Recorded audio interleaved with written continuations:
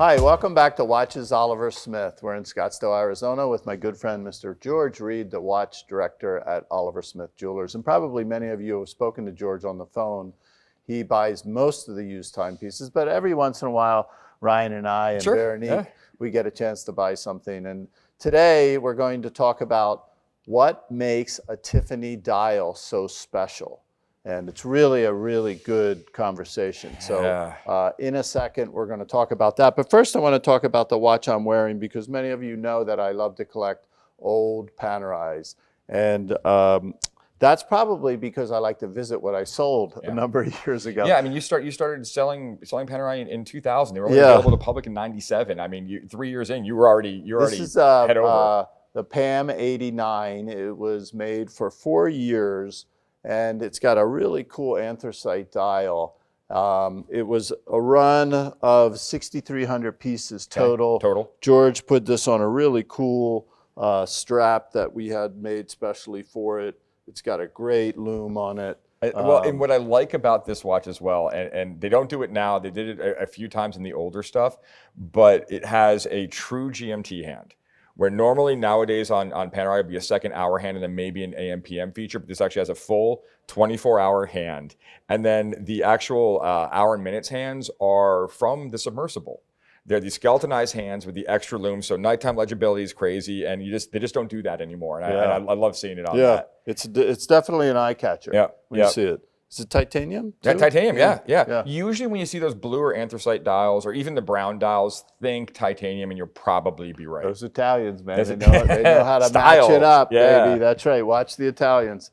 So, George, tell us about what we were talking about today. So I am wearing an absolutely lovely example of Patek Philippe's 5711 in stainless steel with the blue dial. Not for long. Not for long. You know we're going to find a home for this, but just while it's here, I had to try it on. It's such a cool watch. Just walked in this week. Discontinued. So prices have gone through the roof. But if you're hunting, please call me. I actually have one here right now. Full box papers, the whole nine. So.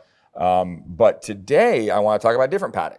I'm going to talk about 5167A, which is the Aquanaut in stainless steel anthracite dial on the tropical strap or the rubber strap.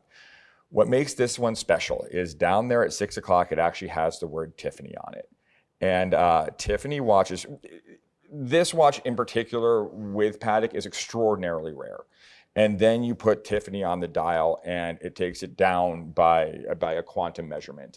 It's literally a tenth of that production might be Tiffany. We don't actually know for sure. We don't know all the numbers, but usually they come through Tiffany New York, which was the very, very first partner for Patek Philippe. 1850, 1851. Did they ever do anybody else in the United States? Sure, absolutely. Yeah, they've done a lot. Well, Tiffany or Patek? No, Patek. Patek, as far as I know, they have not. There were some South American vendors, like back in the 1800s. How about Gubelin? Didn't they do did, earlier on. But right now, the only one they're really going to do on a consistent basis is Tiffany. Okay.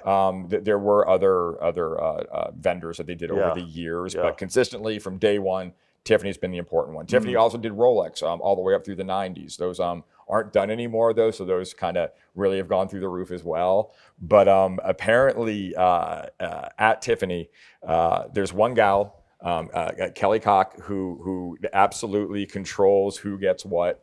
So if you don't know Kelly, you happen to be in New York, go visit her, bring her gifts, because if you ever want a Tiffany Patek, she's going to be your gatekeeper there. Been referred to as the most important woman in the watch industry. Oh my gosh. So we actually have this one here. It is for sale. How much is the increased value for having the name Tiffany on the watch? My joke when it comes to a Tiffany Patek is Tiffany adds a 1 to the conversation. It is, if it's a $70,000 watch, it's pretty much $170,000. Right? Yeah, it can add $100,000 to the price of that watch. Right. This particular case, a good example of a 5167A. You're talking 60,000, maybe 65,000. This one here with the Tiffany dial, we're asking 115,000. Yeah, wow. And by the time this comes out, who knows? It could be more. The market's just nuts on these things. So. And in the old Rolexes, it adds a little bit. Depends on how it looks, right? And depends on the Rolex. They're a little hard to Yeah, super beat up two-tone believe date that just. Tiffany did it because the painting's not quite right sometimes. We do have to be very, very careful. If something enhances the value of your watch that much, it is well worth faking. Yeah. So we have to be very, very careful on our side. We don't even use a loop anymore. I use a gem scope. We really drill down into these watches to make sure. And then, of course, the paper will verify that as well. Particularly with this one, we have archival paperwork that signifies this was vended through Tiffany. Right. So we're extremely confident in the authenticity of the piece, as well as all of our pieces. Right. I mean, we really work hard for that. So you should know that. Well, thank you for joining us. Just want to let you know that we can grow some things out here in the desert. Some of you that may not believe it, this Oliver's is from backyard. my own garden. So be well, stay safe. Thank you, folks.